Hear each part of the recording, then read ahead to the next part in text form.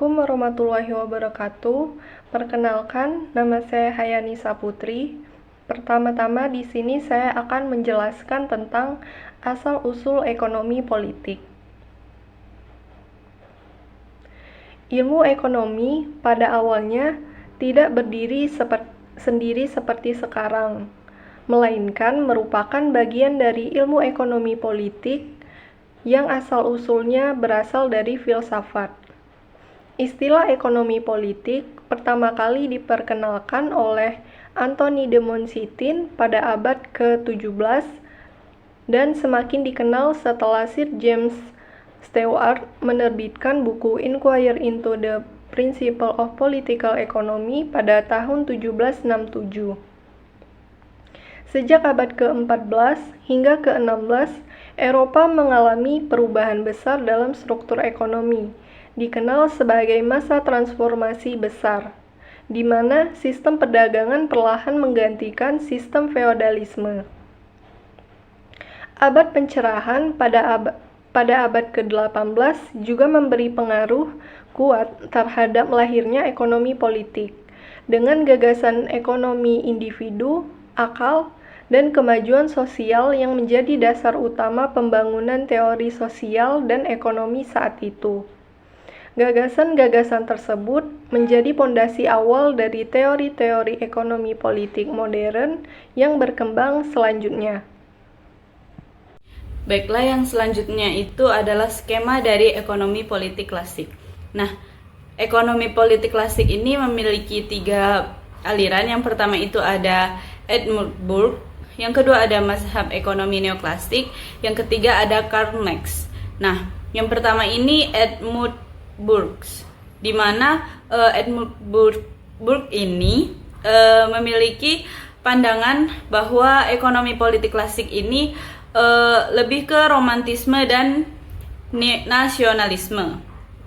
Nah, romantisme dan nasionalisme ini memiliki 3 lagi, yaitu teori neofasis, yang kedua korporatisme, yang ketiga itu neokonservatisme. Nah, sedangkan pada mazhab ekonomi neoklasik ini ada 2, yaitu mazhab ekonomi Austria dan mazhab ekonomi Cambridge. Nah, mazhab ekonomi Austria ini juga memiliki 3, yaitu ekonomi neo-Austrian, yang kedua teori pilihan publik, dan yang ketiga itu ekonomi klasik baru. Nah, pada mazhab ekonomi Cambridge ini ada 3 juga, yaitu ekonomi klasik baru, lalu neo korporatisme. Sedangkan pada mazhab ekonomi Cambridge ini ada 3 juga. Yang pertama yaitu ekonomi klasik baru, yang kedua neokorporatisme, dan yang ketiga itu ekonomi post-Keynesian. Nah, selanjutnya yang terakhir itu ada Karl Marx. Nah, Karl Marx ini memiliki pandangan yaitu dari teori sosial demokratik. Nah, teori sosial demokratik ini memiliki 3, yaitu ekonomi kelembagaan, ekonomi sosial, dan teori pusat Marxian. Baiklah, selanjutnya akan dijelaskan oleh rekan saya. Selanjutnya, latar belakang dan perdebatan awal. Nah, pada awal masa politik ekonomi ini menekankan peran negara dalam merangsang kegiatan ekonomi dan membuka wilayah perdagangan baru. Sedangkan di akhir abad ke-18, pandangan berubah. Pemerintah dianggap sebagai penghambat kesejahteraan, bukan pengatur yang baik. Nah, perdebatan ini melahirkan berbagai aliran pemikiran ekonomi politik. Aliran-aliran ini akan dijelaskan oleh rekan saya. Yang selanjutnya yaitu perkembangan aliran pemikiran. Seiring berjalannya waktu, pemikiran ekonomi politik berkembang dalam berbagai mazhab atau aliran.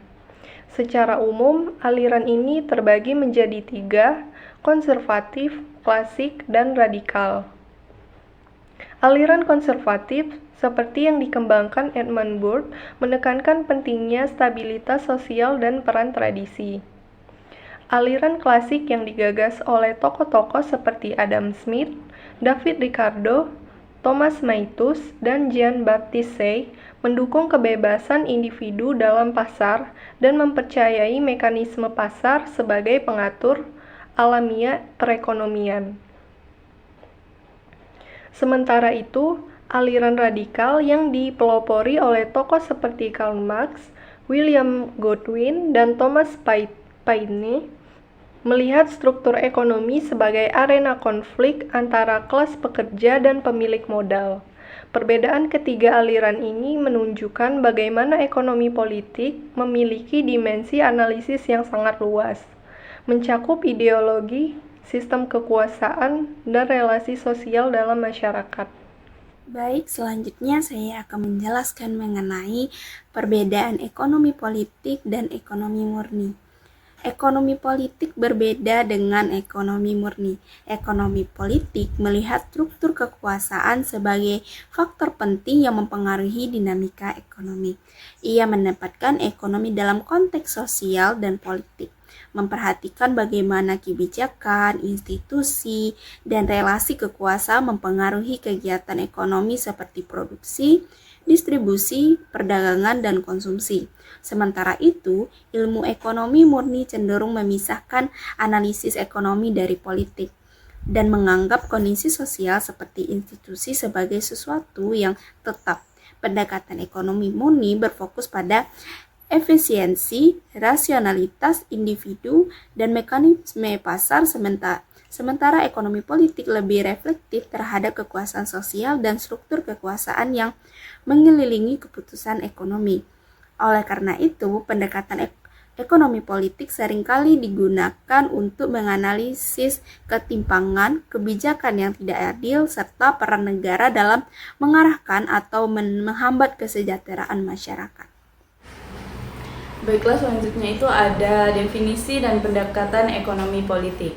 Ekonomi politik adalah keterkaitan aspek, proses, dan institusi politik dengan kegiatan ekonomi, di mana kegiatan ekonomi ini mencakup produksi, investasi, harga, perdagangan, dan konsumsi.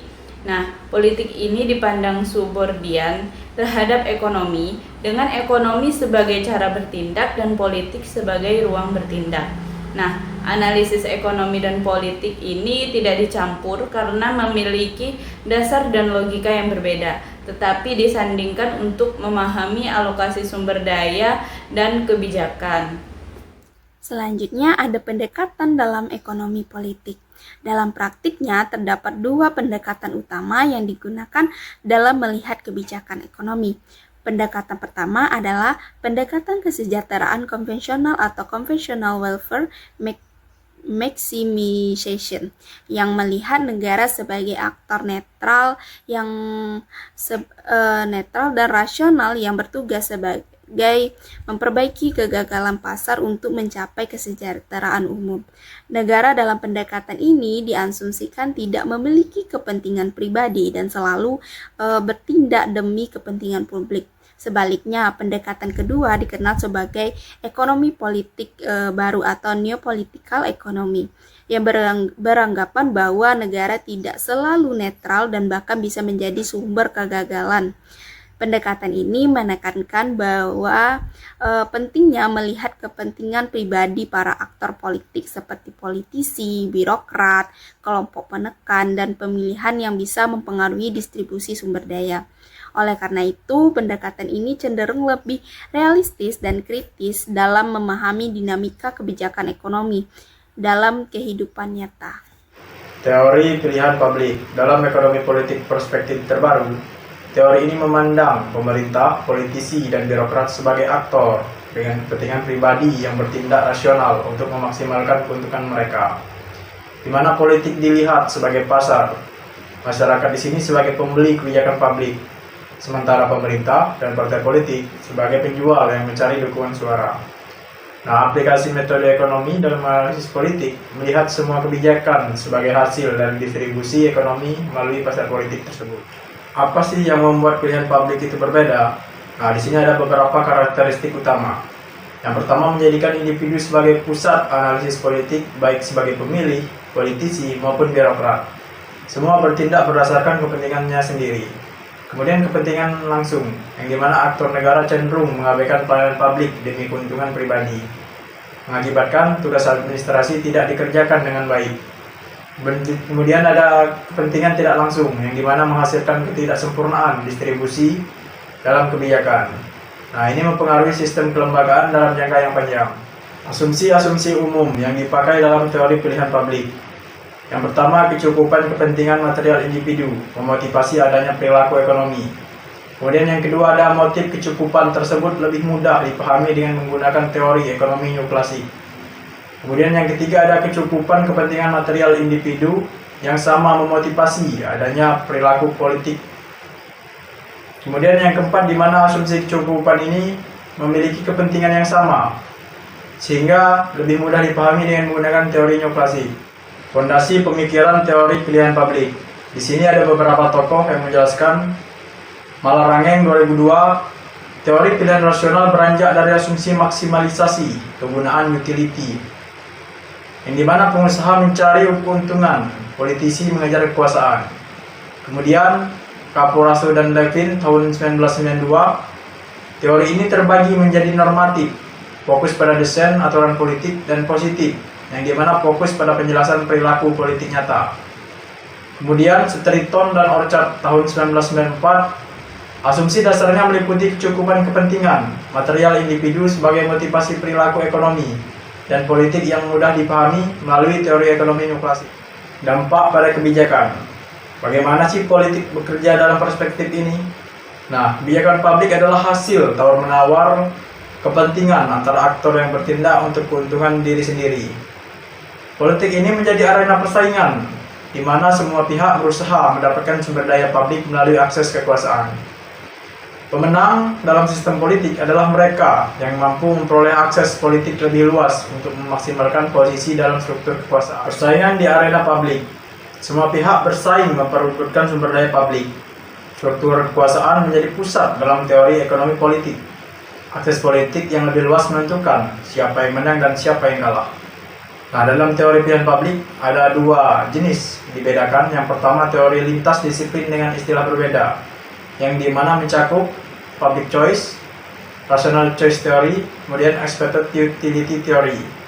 Kemudian yang kedua, fokus pada rasionalitas individu dalam pengambilan keputusan. Baik, selanjutnya adalah aplikasi rasionalitas. Konsep rasionalitas dalam teori pilihan publik diterapkan secara luas tidak hanya pada tindakan individu, tetapi juga pada kepercayaan atau beliefs, preferensi atau preference, pilihan atau choice, tindakan atau action, dan pola perilaku atau behavior patterns. Rasionalitas ini digunakan untuk menganalisis perilaku pada tingkat individu, kelompok, maupun lembaga. Pendekatan ini tidak berlandasan pada pertimbangan nilai moral atau etika, melainkan murni berdasarkan logika ekonomi, yaitu bagaimana aktor-aktor berusaha untuk dapat memaksimalkan kepentingan atau utilitas mereka dengan sumber daya yang tersedia. Yang pertama adalah individu sebagai fokus utama. Dalam teori pilihan publik, individu menjadi pusat kajian. Segala analisis akan dimulai dari asumsi bahwa individu bertindak secara rasional untuk mencapai tujuan pribadinya. Meskipun demikian, teori ini akan tidak mengabaikan bahwa perilaku individu tetap dipengaruhi oleh faktor sosial, politik, dan budaya di sekitarnya. Konteks ini akan membentuk preferensi, keyakinan, serta strategi yang akan diambil oleh individu dalam berinteraksi dalam lingkungan sosial dan politiknya. Yang kedua adalah agregasi tindakan individu. Dalam perspektif ini, hasil sosial atau budaya yang tampak di masyarakat dianggap sebagai hasil agregasi dari tindakan-tindakan individu. Dengan kata lain, kondisi kolektif dalam masyarakat seperti kebijakan publik, keputusan politik, atau distribusi sumber daya merupakan akumulasi dari keputusan-keputusan rasional yang dibuat oleh banyak individu yang saling berinteraksi. Oke, baik. Selanjutnya adalah dua dimensi dalam public choice, supply dan demand. Dalam teori pilihan publik atau public choice, proses kebijakan akan dipahami melalui dua dimensi utama, yaitu supply atau penawaran dan demand atau permintaan.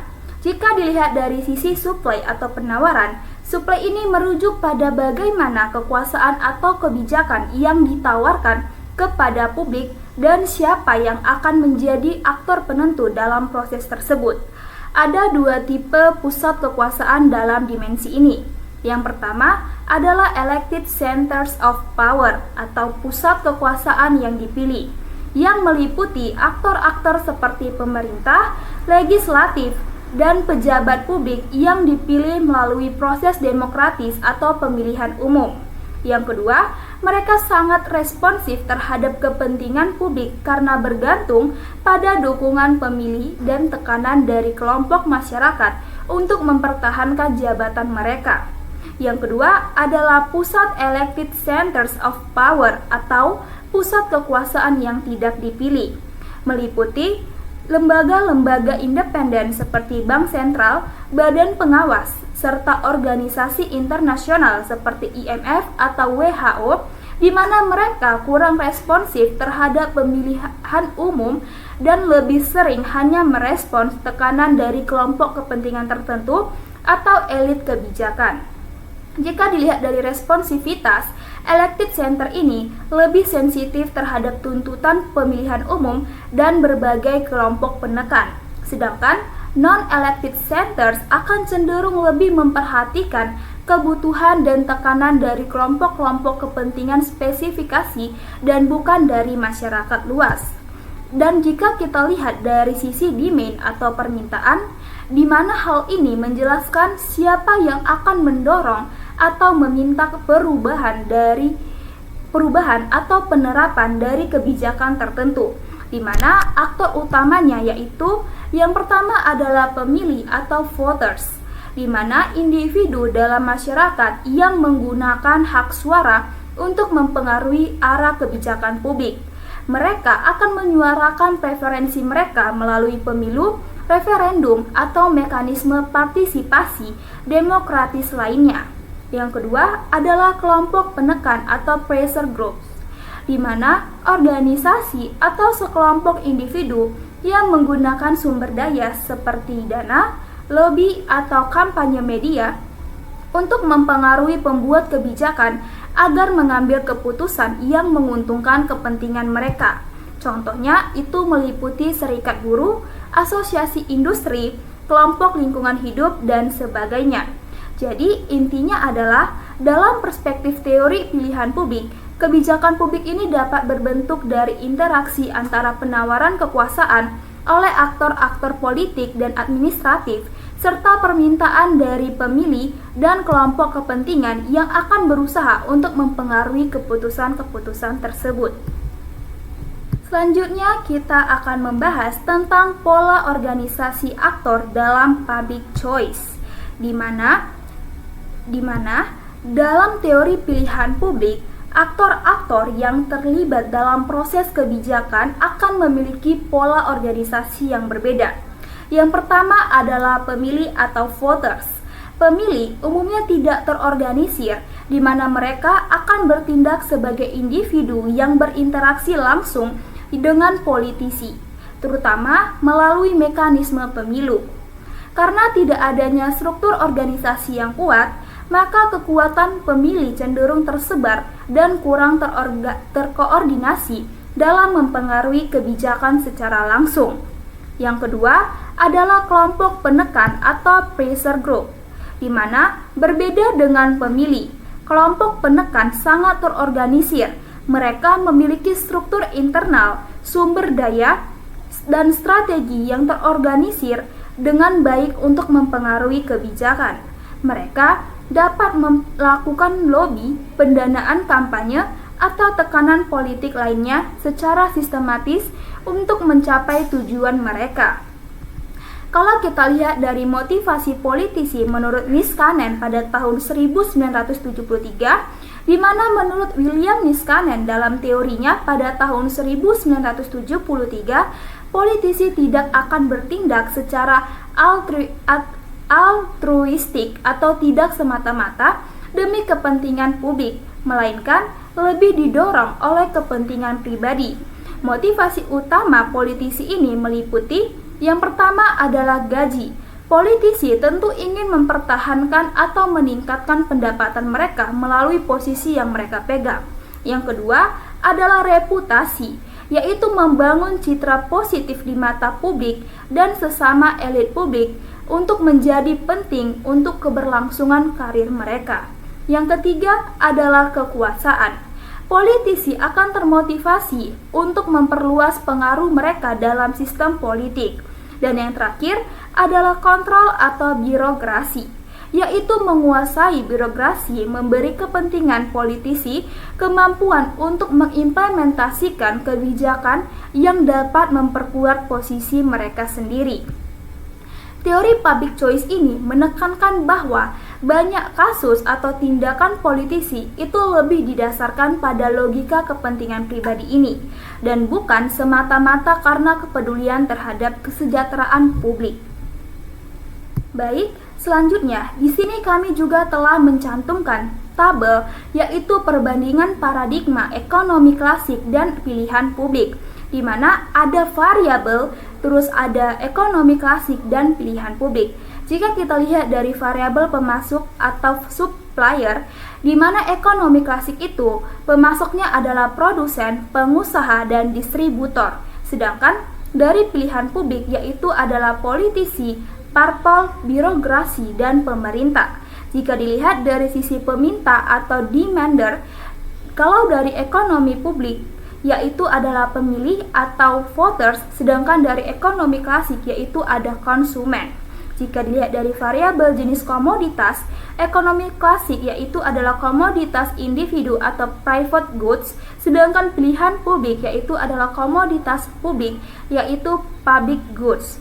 Sedangkan dari alat transaksinya, ekonomi klasik itu sendiri menggunakan uang, sedangkan pilihan publik itu menggunakan suara atau vote.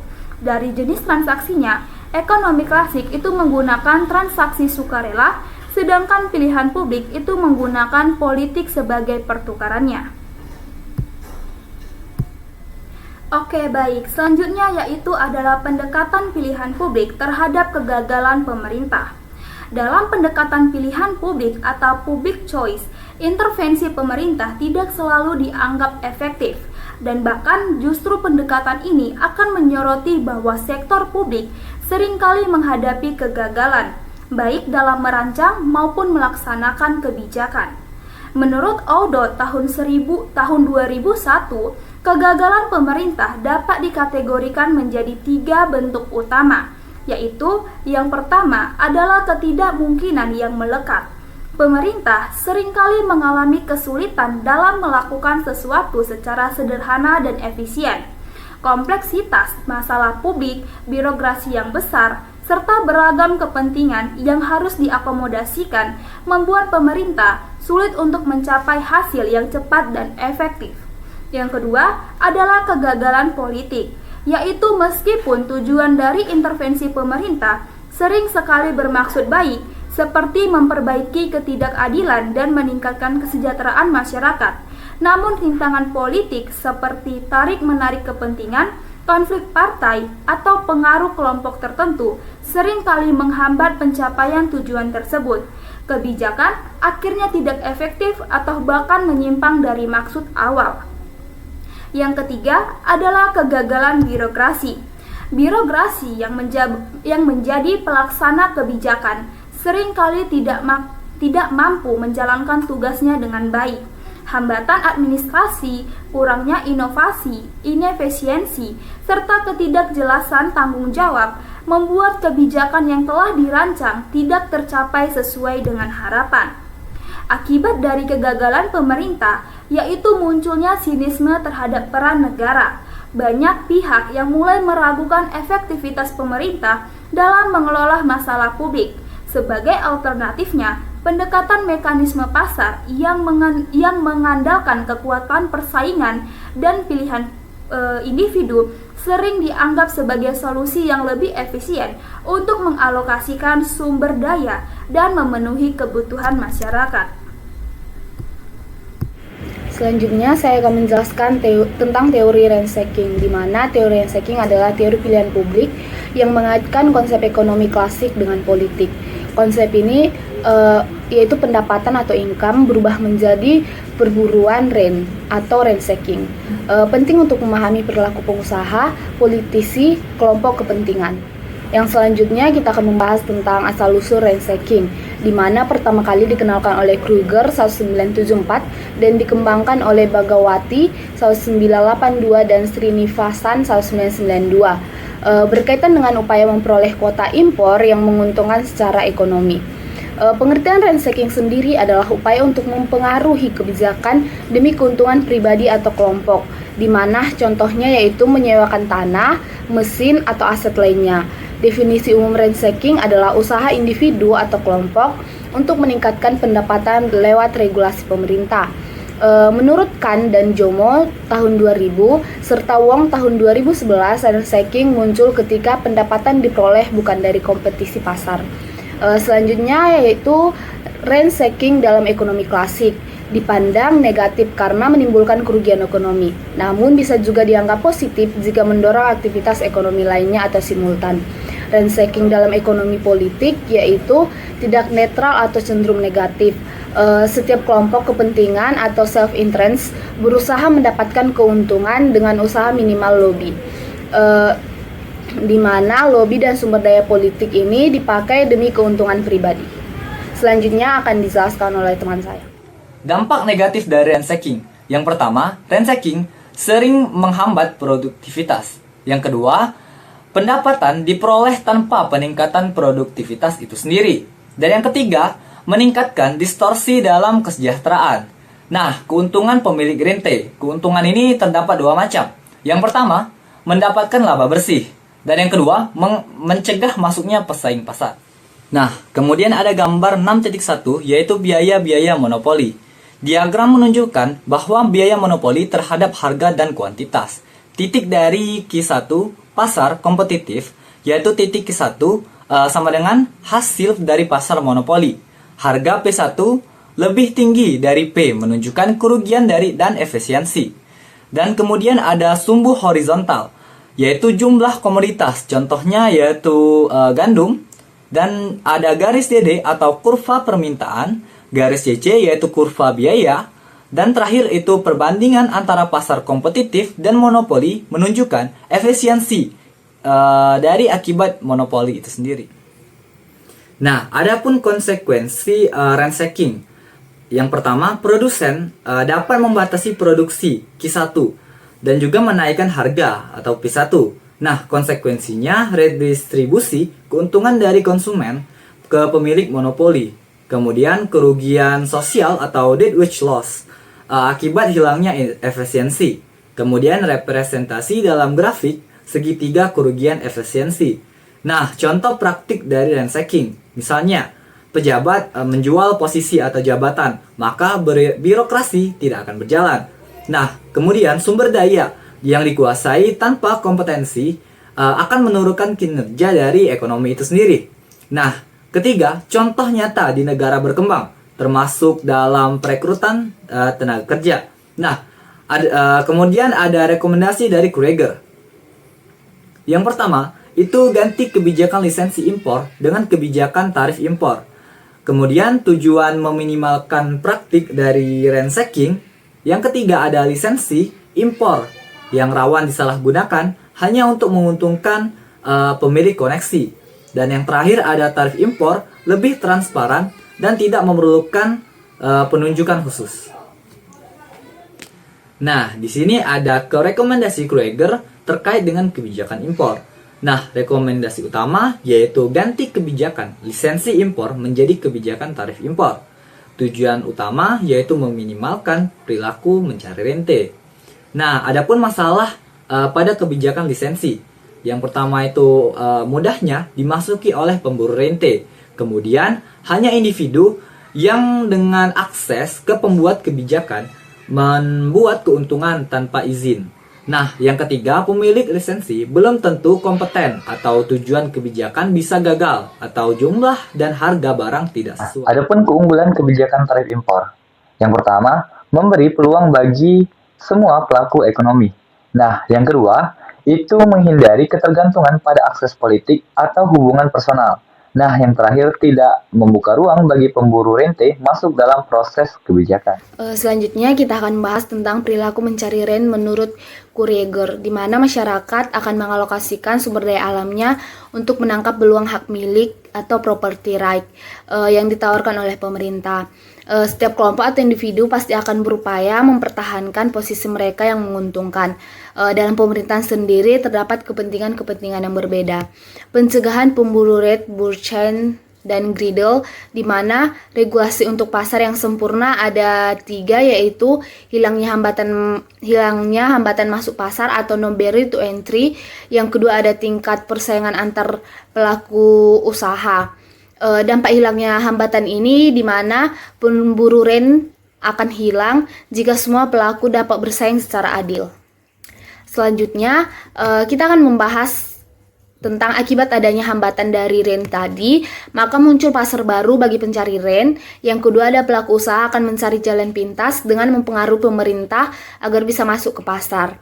Selanjutnya itu kebijakan yang mengurangi perilaku rent. Yang pertama ada ganti kebijakan lisensi impor atau kebijakan tarif. Yang kedua ada buka akses dan aliran informasi. Yang ketiga ada terapkan sanksi moral terhadap pelaku rent. Yang keempat ada terapkan kebijakan liberalisasi dan privatisasi yang terukur. Selanjutnya, kita akan membahas mengenai teori redistributif kombinasi dan keadilan. Redistributive combination adalah sistem pembagian ulang sumber daya untuk melindungi ekonomi. Pembuat kebijakan sering menggunakan hukum yang ada untuk membagi kekayaan yang ada, bukan untuk menciptakan yang baru. Sistem kelembagaan yang tepat dapat memotivasi penciptaan sumber daya melalui insentif. Karakteristik dari redistributive combination yaitu di mana pemerintah mengalihkan sumber daya kepada kelompok-kelompok kepentingan melalui saluran hukum. Bentuk redistribusinya itu mencakup perlakuan istimewa kepada kelompok tertentu saja. De Soto pada tahun 1992 mengatakan kelompok-kelompok kepentingan saling berinteraksi untuk menjaga agar peraturan baru mengamankan kepentingan mereka dan menguntungkan anggota-anggota mereka.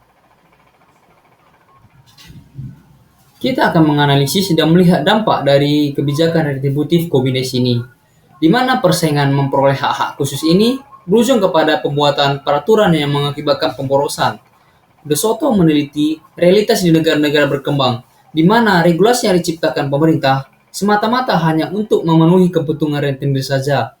Stigler atau Rabini pada tahun 1996 mengatakan ada 2 alternatif pandangan tentang bagaimana sebuah peraturan diberlakukan, yaitu yang pertama, public interest theory, yang kedua, yaitu economic theory of regulation.